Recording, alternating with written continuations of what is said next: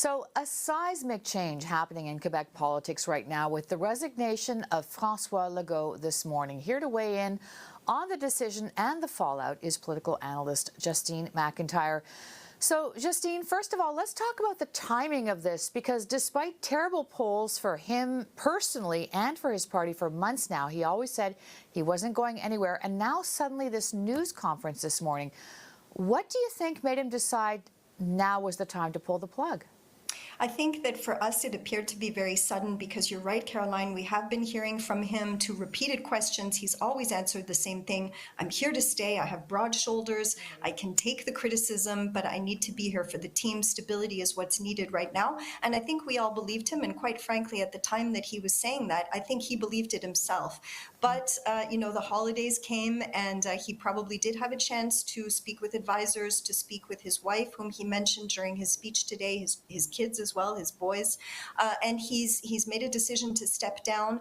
I think that it was well prepared, so it may have come as a surprise to Quebecers today, but I think probably not to his inner circle. Yeah, obviously he had some conversations over the holidays that probably convinced him, as you say. You know, despite all of the nice words and flowers that are being tossed his way today, he obviously leaves with a record that many say is not good. Record deficit after inheriting a budget surplus, the SAC-CLIC debacle, which will probably fall flatly in his lap, failed business ventures like Lion Electric and Northvolt, and then, of course, laws that seem to divide Quebecers and antagonize doctors, Anglophones, immigrants. Do you think history will judge François Legault favorably? I think that when he started this grand project, he did something that we will remember, which is that he created a new political party and he created a new option for Quebecers. He took us out of that dichotomy between having to vote for a federalist party or a separatist party, and he gave us a new option, which was to vote for Quebec. The CAQ was supposed to be all about focusing on Quebec issues, things that are important to Quebecers, and taking us out of that sterile debate.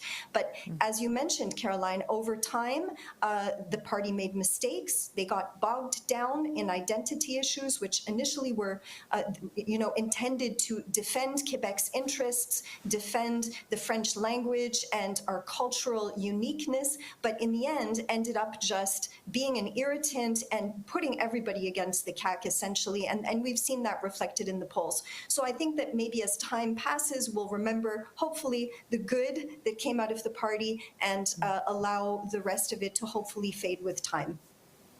Okay, we've got about a minute left. Apparently, the CAQ's board is meeting tonight virtually to discuss the leadership timeline now.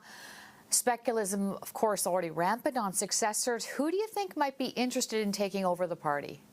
There are a lot of names that I've heard bandied around today. I think some of the top names are Christine Fréchette, Economy, Innovation and Energy Minister. She's doing a tremendous job. Sonia Lebel as well, who was very respected during her time as Treasury Minister, now at Education. These are both women, hardworking women. A lot of people are saying maybe it's time for the party to choose a female leader.